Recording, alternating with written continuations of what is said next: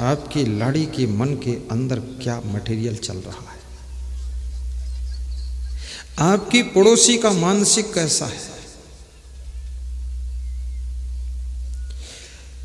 और जैसा जैसा मानसिक नेक्स्ट आदमी का बनता है वैसा वैसा आप अपने में परिवर्तन कीजिए अगर सफलता चाहते हो। फटाफट बोलने तुम कुछ जा रहे थे लेकिन देखा मानसिक माहौल ठीक नहीं, तुरंत अपने शब्दों को बदल लीजिए, आवाज बदल लीजिए फटाफट।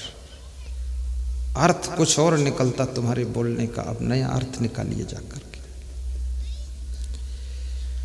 तो सीता जी रीडिंग कर रही है और समझ जाती हैं कि मेरे पति राम संकोच में है, और पति के संकोच को मिटाने के लिए सोने की अंगूठी उतार कर दे देती है। कोकिला नाम स्वरूपम स्त्री नाम रूपम पतिव्रतम विद्या रूपम कुरूपाणाम क्षमा रूपम तपस्वी नाम। कोयल का सुंदर रूप उसका रंग नहीं है, कोयल की मीठी वाणी है। कोयल का रंग तो कोयला जैसा काला होता है, इसीलिए नाम उसका कोयल है कि कोयला जैसी होती है। लेकिन उसकी वाणी इतनी मधुर है कि जब कोयल बोलती है तो उसके पीछे पीछे लोग दोहराते हैं, और दोहराते हैं तो कोयल चिढ़ जाती है तो और ज़्यादा बोलती है। वो तुमको हराना चाहती है और तुम तो उसके साथ मजाक कर रहे हो, तुम फिर बोलते रहते हो। कोयल शर्मा करके फिर उड़ जाती है कि मैं हार गई। ऐसा बहुत लोग कोयल के साथ मजा लेते हैं। कोकिला नाम स्वरूप। अगर आपका शरीर काला है, सांवला है, चिंता मत कीजिए, आप कोयल जैसी वाणी बोलिए, कोयल बन जाइए। स्त्री नाम रूपम पतिव्रतम, और स्त्री का सुंदर रूप उसका पतिव्रता धर्म है। गृहस्थ आश्रम के लिए सबसे बड़ा व्रत नारी के लिए पतिव्रता है और पुरुष के लिए पत्नी व्रता है। और जिन्होंने ये दो व्रत निभा लिए पति पत्नी ने, वो पति राम का रूप है और वह पत्नी सीता का रूप है, और वे जहाँ रहते हैं वहीं पर राम राज्य उनके साथ साथ रहता है।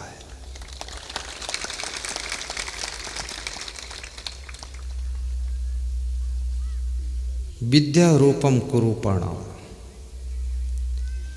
और विद्या कुरूप मनुष्य का रूप है। कोई व्यक्ति शरीर से सुंदर नहीं है, कोई चिंता की बात नहीं। आप में विद्या हो, कला हो, गुण हो, विद्या आपकी सुंदरता को 1000 गुना बढ़ा देती है। आपकी कलाएं आपकी कीमत को बढ़ाती है, आपकी गुण आपके मूल्य को बढ़ाते हैं, आपका हुनर आपकी महत्व को बढ़ाता है, आपको इम्पोर्टेंट बनाता है। इसलिए इंसान को कलाकार भी होना चाहिए, गुणवान होना चाहिए, विद्वान होना चाहिए। नए नए कार्यों को करना भी सीखिए, और जितने अधिक कार्यों को करने की कला आप में होगी, ये संसार में उतना अधिक तुम्हारा सम्मान होगा। और थोड़ा थोड़ा जानकारी आपको महत्वपूर्ण नहीं बना सकती है। कितने लोग कहते हैं थोड़ा थोड़ा भोजन बनाना आता है, थोड़ा थोड़ा गाड़ी चलाना आता है, थोड़ा थोड़ा भजन गाना आता है। सब उनको थोड़ा थोड़ा ही आता है, पूरा कुछ आता ही नहीं। और जब तक कंप्लीट परफेक्ट पैकेज नहीं बनोगे, सफलता का द्वार नहीं खुल सकता है। परफेक्ट बनो। और जो परफेक्ट होता है उसका लाइफ इफेक्ट होता है, और जो इम्परफेक्ट है वो समाज से रिजेक्ट होता है। यदि आपको दुनिया में सिलेक्ट होना है तो परफेक्ट बनना पड़ेगा। सज्जनों, विद्या रूपम कुरूपाणाम, कुरूप मनुष्य की सुंदरता उसकी विद्या है। नई नई कलाओं को सीखिए, सुयोग्य बनिए। योग्य व्यक्ति कभी खाली घूमते नहीं हैं, और अयोग्य लोग काम की तलाश में निकलते हैं और काम मिलता नहीं है। और आपके अंदर बहुत सामर्थ्य भरी पड़ी हुई है, तुम अपनी क्षमताओं का प्रयोग नहीं कर पाते हो। तुम साधारण नहीं हो, अतिशय रगड़ करे जो कोई अनल प्रकट चंदन से हो।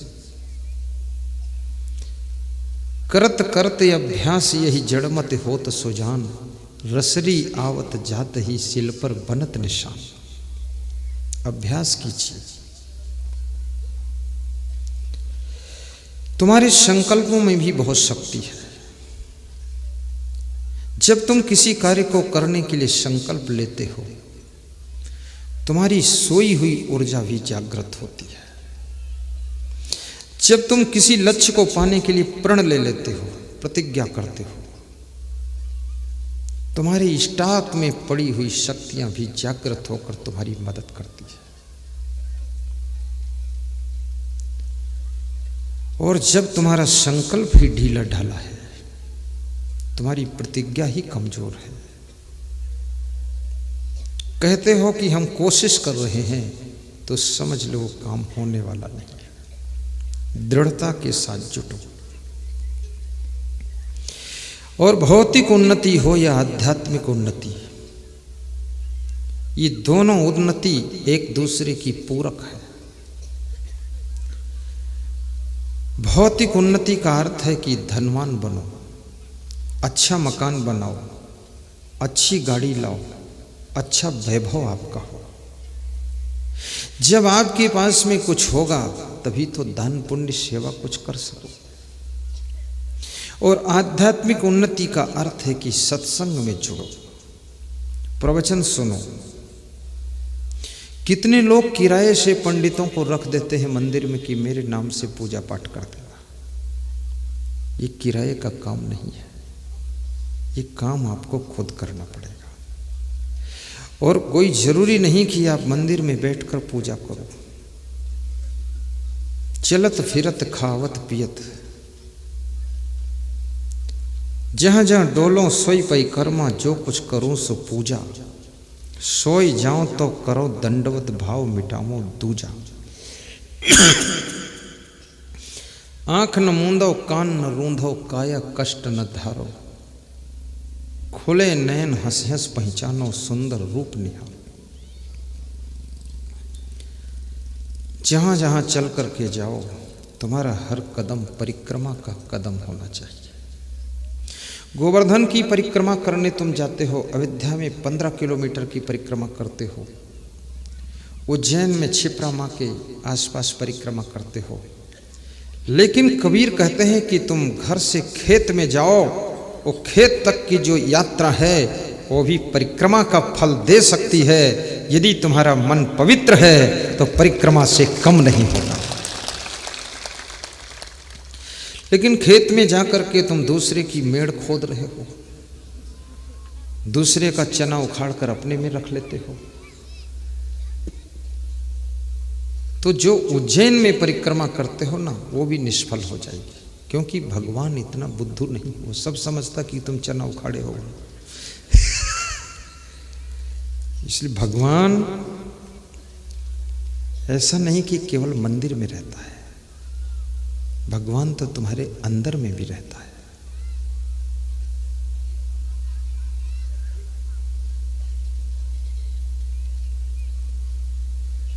मोको कहाँ ढूंढो बंदे, मैं तो तेरे पास में।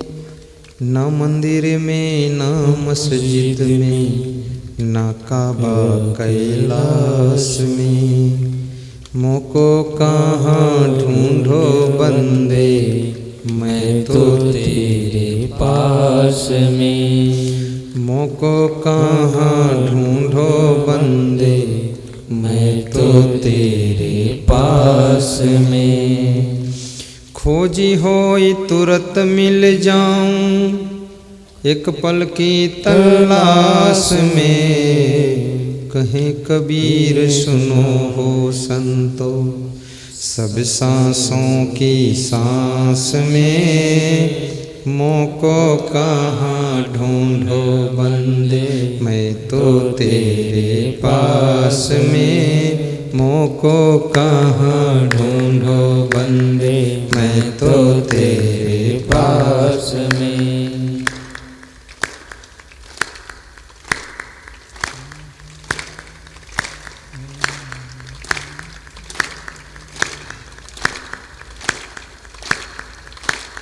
बहुत सुंदर।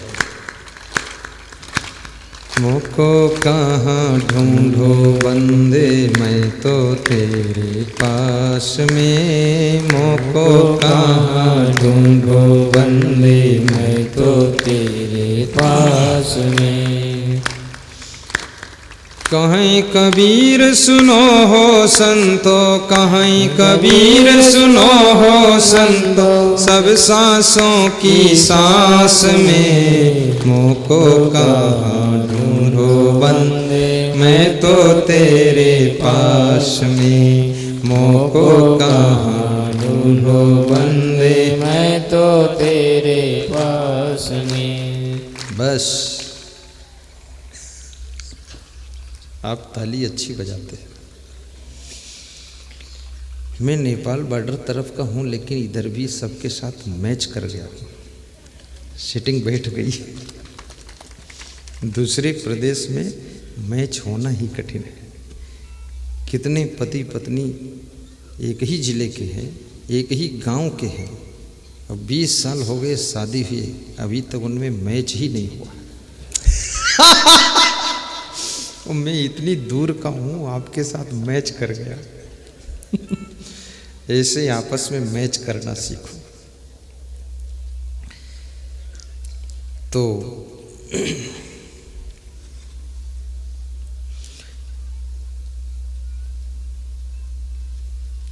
जहाँ जहाँ डोलो सोई पे कर्म, जो कुछ करूं सो पूजा। संत कबीर कहते हैं जो भी कर्म करते हो यदि पवित्र मन से कर रहे हो तो तुम्हारा हर कर्म पूजा बन सकता है, पूजा का फल मिल सकता है। इसका अर्थ ये भी नहीं कि पूजा करना बंद कर दो आप। पूजा एक अलग चीज है, लेकिन आपका पूजा करते करते कर्म भी पूजा बन जाना चाहिए। और ये कर्म, आज का कर्म कल का भाग्य बनता है। तुम्हारे भाग्य की रचना भगवान नहीं करता है, क्योंकि इतने लोग कर्म करने वाले हैं, करोड़ों अरबों लोग। एक भगवान इनका भाग्य बनाने में थक जाएगा। इसलिए भगवान ने ऐसा सिस्टम बना दिया कि तुम खुद कर्म करो, जैसा कर्म करोगे वैसा भाग्य बन जाएगा। ऑटोमेटिक सिस्टम डाला है उन्होंने, जैसा कर्म वैसा भाग्य।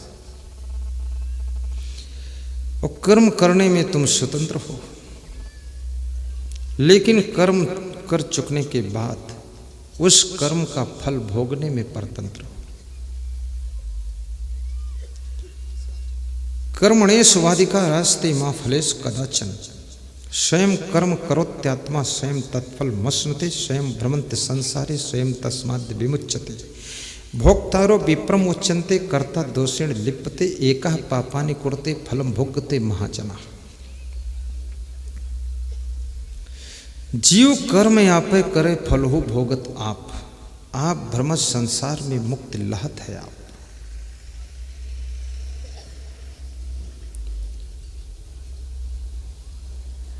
जो लोग अपने भाग्य को अच्छा बनाना चाहते हैं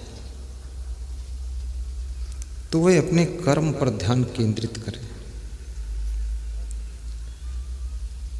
अपनी मानसिक इस मन के ऊपर ध्यान लगाएं कि मन गलत सोच रहा है, और अपने मन को पवित्र रखें।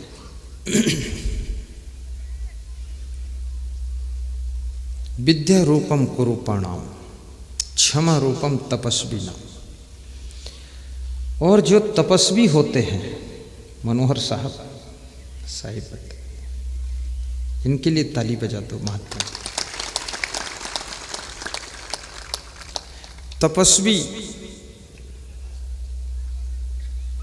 तपस्वी का सुंदर रूप यदि कोई है तो क्षमा गुण है।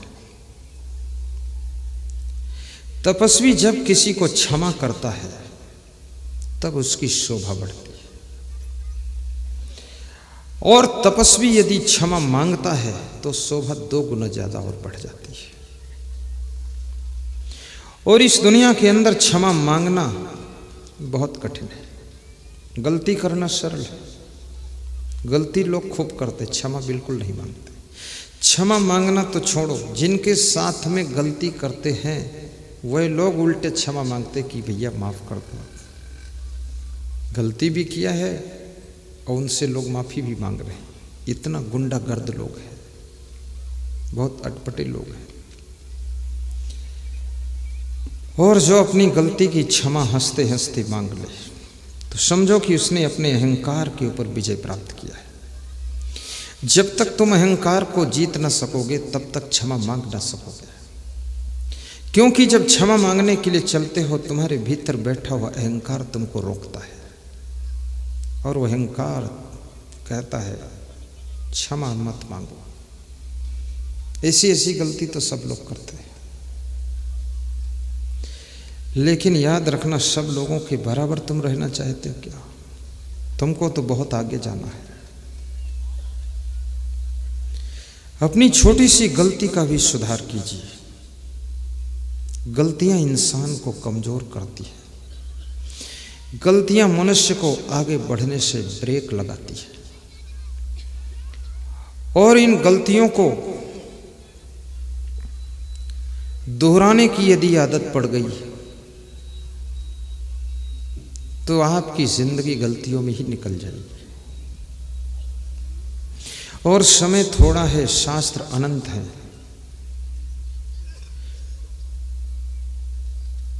बार बार गलती करोगे, समीकरण बदल जाएंगे, सिचुएशन, पोजीशन, कंडीशन चेंज होगी और आप सक्सेस नहीं होंगे, और तुम्हारी गलती से अनेक लोगों का भी नुकसान होता है। बाप की गलती 7 पीढ़ियों तक बच्चों को भुगतनी पड़ती है, और बेटे की गलती माँ बाप को भोगनी पड़ती है। राम भगवान ने इतने महान कार्य किए, आज महाराजा दशरथ का भी नाम लिया जाता है। आपकी फैमिली के अंदर अगर एक व्यक्ति कोई महान कार्य करे, सैकड़ों वर्ष तक, हजारों वर्ष तक आपके कुल कुटुंब का मान सम्मान बढ़ता चला जाता है। रावण ने गलत कार्य किया। मैं अभी श्रीलंका गया था तो हम वहां यही ढूंढ रहे थे रावण का किला कहाँ है। पूछ रहे थे रावण का किला कितनी दूर है कोलंबो राजधानी से, तो लोगों ने बताया बहुत दूर है। तो उस रावण की गलतियां याद आ रही थी। फिर मैंने पूछा सुपर्णखा का भी कुछ है वहां, तो बोले वो सब नालायकों का एक ही जगह है, देख लो जाके। तो मैंने पूछा हमारी सीता जी की अशोक वाटिका, बोले वो भी है। कितने वर्ष हो गए रावण को दुनिया से विदा हुई, आज भी उसका नाम लेते ही उसके अपराध याद आते हैं। और ये मन इतना चंचल है, अगर इसको कंट्रोल ना करो तो ये मन तुमको मानव से दानव बना देगा, और इसको यदि कंट्रोल कर लो तो ये मन तुमको मानव से महामानव देव मानव बना देगा और सृष्टि में तुमको पूजनीय स्थान दे देगा।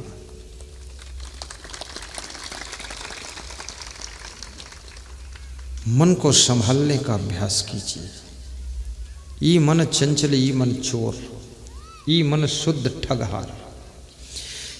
कबीर साहब कहते हैं ये मन बड़ा चंचल भी है और चोर भी है, ये चुपके से निकल जाता है, और शुद्ध ठग है। शुद्ध ठग मतलब प्योर ठग है, इसने बहुत लोगों को ठगा है, स्त्रियों को भी ठगा है, पुरुषों को भी ठगा है, और कितने साधुओं को भी ठगा है। साधु भी इस मन से ठगा गए। घर छोड़ दिया, परिवार छोड़ दिया, माता पिता को छोड़ दिया, साधु बन गए और यहाँ आकर गांजा पी रहे हैं। तो ये जो गांजा पी रहे हो ये तुम्हारे मन ने तुमको ठग लिया है। बीड़ी पी रहे, सिगरेट पी रहे, महात्मा जी बन गए और चेली बनाकर साथ में घूम रहे हैं। खूब ठगा है। कितने साधु तो इतना ठगा गए हैं कि बिल्कुल खाली हाथ हो गए। कहीं कबीर नर झेली झेला, कौन गुरु है कौन है चेला। विवाह होने वाला था तो बोले विवाह नहीं करेंगे, अब हम जा रहे हैं, संसार त्याग कर दिया। फिर न जाने कहां से चेली ढूंढ कर लाए। ये क्या कर रहे तुम, ये राम देवी कहां से लाए हो? तो मेरे पास तो इस तरह के नालायक आते ही नहीं। मैं तो सुबह जो प्रवचन करता हूं अपने साधुओं में, बिल्कुल गहरा ऑपरेशन चीड़फाड़ चलती है। उसमें कोई गृहस्थ आ जाए तो बाहर निकाल देता हूं कि निकलो नहीं तुम्हारा भी ऑपरेशन हो जाएगा। ये मेहर कुल्ला साधु, मां रो रही थी घर छोड़कर मत जाओ, ये भाग गया। बाप रो रहा था घर कौन संभालेगा, ये भाग गया। और इसकी शादी तय हुई थी, उसको छोड़कर भाग गया। लोगों ने कहा रे नरक से निकल गया, और जब निकल गया तो 10 साल में नया नरक ढूंढकर साथ साथ लेकर जा रहा है। तो यही है ठगना, ये साधु ठगा गया। कितने नेताओं को भी मन ने खूब ठगा है। चुनाव के समय नेता कहता है कि हम सेवा करेंगे, मेरा हाथ गरीब के साथ। गरीब बेचारा सीधा साधा समझता नहीं। अब ये क्या कह रहे हैं, कह रहे हैं मेरा हाथ गरीब के साथ है, यानी तुम गरीब रहोगे तो मेरा हाथ तुम्हारे साथ है, और मेरा हाथ तुम्हारे साथ तब तक है जब तक तुम गरीब हो। इसलिए हम तुमको सदैव गरीब ही बनाए रखेंगे ताकि मेरा हाथ तुम्हारे साथ।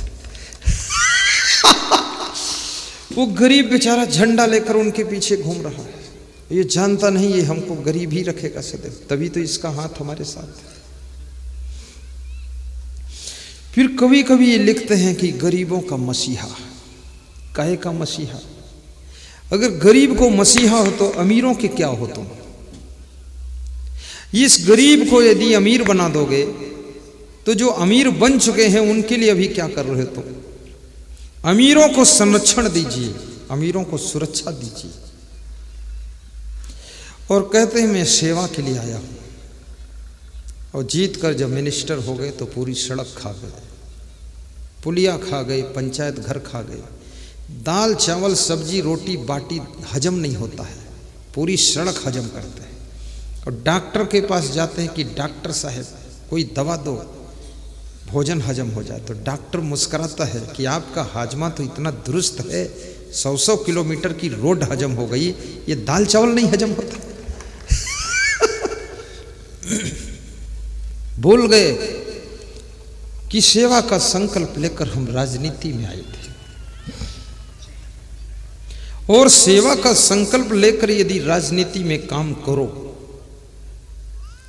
चुनाव हराने वाला तुमको कोई नहीं है। तुम्हें मार सकता है कोई, लेकिन हरा नहीं सकता है। और याद रखना, तुम्हारी ऊंचाई को कोई रोकने वाला भी नहीं। तुम बहुत जल्दी विधायक से मुख्यमंत्री बनोगे, मुख्यमंत्री से प्रधानमंत्री भी होते चले जाओ। त्याग करके तो देखो, छोड़ कर तो देखो, इस पागल मन को जीत कर तो देखो।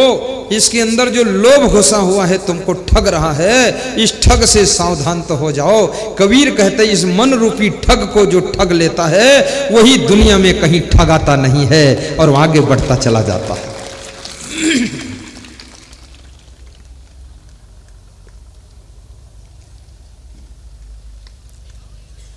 कितने डॉक्टरों को भी मन ने बहुत ठगा है।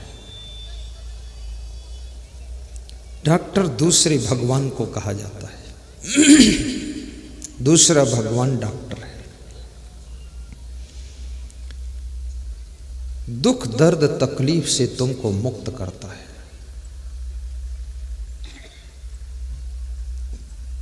और डॉक्टर को बहुत दयालु होना चाहिए। एक मरीज कह रहा था बीमारी से तो नहीं मरे पर डॉक्टर की फीस से मर गए हम। तो मैंने कहा हुआ क्या? बोले वाइफ का ऑपरेशन कराया, 3 लाख रुपए बना है बिल। बोले हम तो बर्बाद हो गए। और जिनसे उधार लिया था वह 3% ब्याज जोड़ रहे महीने का। उधर से मरे इधर से मरे। इससे अच्छा तो वाइफ मर जाती, साथ में हम भी मर जाते, छुट्टी तो मिल जाती।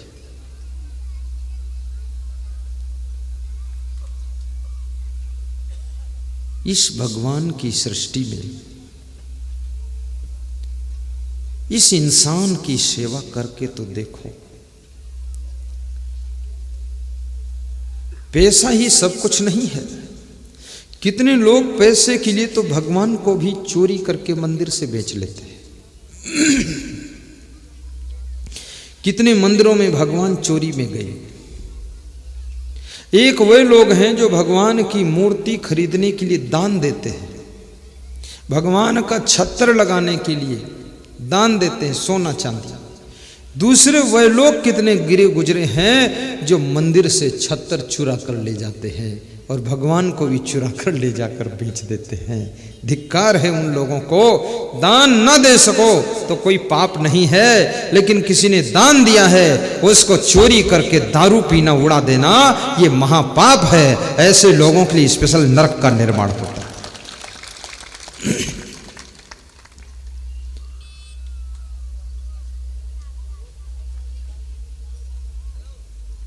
मंदिरों में भी दान दीजिए, आश्रमों के लिए दान दीजिए,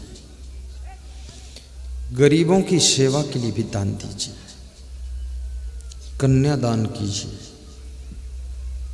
सत्संग समागम के लिए दान दीजिए, गौ सेवा के लिए दान दीजिए। और हर हिंदू को चाहिए कम से कम एक एक गाय अपने घर में पाल ले, तो इतनी गौशाला की जरूरत ही नहीं पड़ेगी। क्योंकि जिस माँ ने तुमको जन्म दिया है वो 6 महीने तक दूध पिलाती है और 1 साल तक गोद खिलाती है।